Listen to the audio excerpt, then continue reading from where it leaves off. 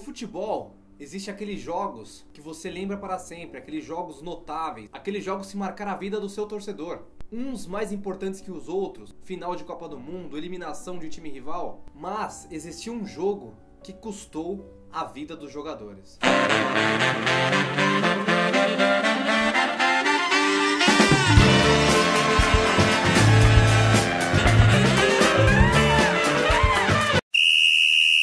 Com a Segunda Guerra Mundial e com a ocupação total da Alemanha nazista na Ucrânia, em 1941, a Liga de Futebol foi suspensa na Ucrânia, os times encerraram suas atividades e os jogadores de futebol daquela época, dos times grandes, como o Dinamo de Kiev, o Lokomotiv, aqueles jogadores, eles foram procurar outros empregos.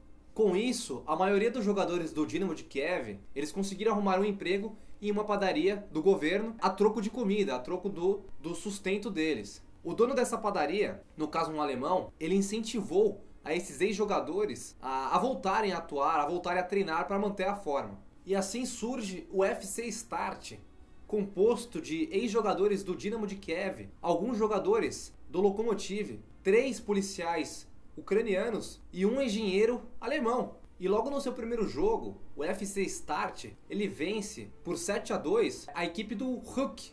Eu não sei se a pronúncia está certa. Essa equipe era uma equipe de liga amadora que acabava de se formar na região.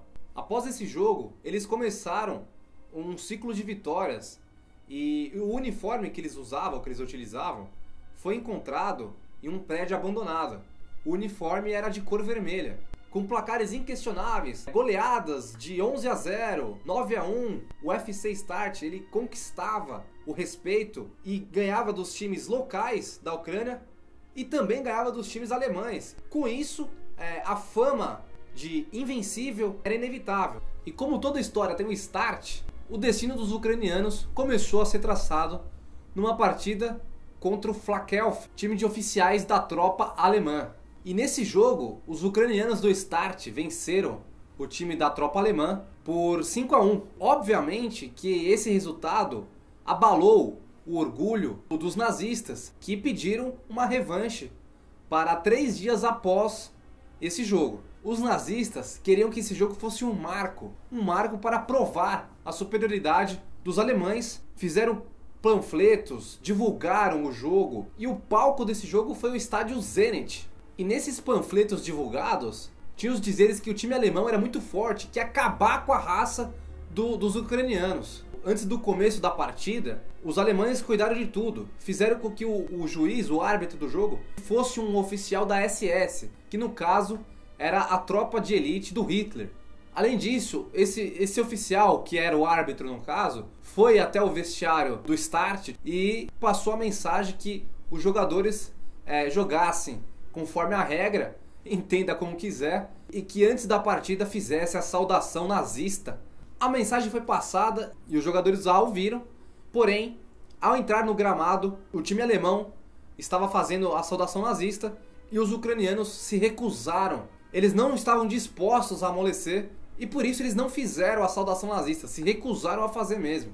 E quando a bola rolou, os ucranianos perceberam que os alemães estavam dispostos a fazer um jogo duro, a jogar de forma desleal mesmo. E o juiz, o árbitro, o oficial da SS, estava disposto a não marcar faltas, a ajudar mesmo o time da Alemanha nazista. E o primeiro gol do jogo foi da equipe do Flakelf, antecedido de um chute na cabeça que o goleiro do Start, dos ucranianos, recebeu de um jogador alemão. O juiz não marcou a falta e o gol saiu para a equipe do Flakelf. Às vezes um time, quando sai perdendo, ele usa essa derrota provisória para se reerguer no jogo, para se motivar. Alguns eles cedem à pressão e acabam perdendo o jogo. Outros eles se motivam. E foi o caso do Start. Eles se motivaram com um gol a favor dos alemães e esquentaram o jogo. Empataram, viraram e ampliaram para 3-1. E assim terminou o primeiro tempo, com 3-1 para o time dos ucranianos. No intervalo, os oficiais da SS, dessa vez não foi só o juiz, mas foram mais de um, eles desceram até o vestiário, foram falar com os ucranianos e disseram, para que nada de pior pudesse acontecer, que eles entregassem o jogo. Os ucranianos fingiram que concordavam, porém aquilo deixou a honra deles em jogo e eles ficaram extremamente furiosos com o pedido dos alemães. A bola rolando no segundo tempo, os alemães fizeram 2 gols, porém os ucranianos fizeram mais 2 gols e a partida terminou em 5-3 para o Start da Ucrânia. No final do jogo, o jogador Klimenko, ucraniano do time do Start, ele driblou a defesa inteira dos nazistas e chutou a bola para o meio de campo após ter driblado todo mundo. Uma forma de desprezo para com os alemães. Isso deixou profundamente irritado todos os nazistas presentes, inclusive o árbitro, que parou o jogo, interrompeu o jogo, terminando a partida antes do tempo regulamentar. Após a partida, os ucranianos temiam pela vida. Temiam pela vida ser tirada naquele momento, antes mesmo de sair do estádio. Porém, eles saíram com vida do estádio após o jogo contra o time dos nazistas.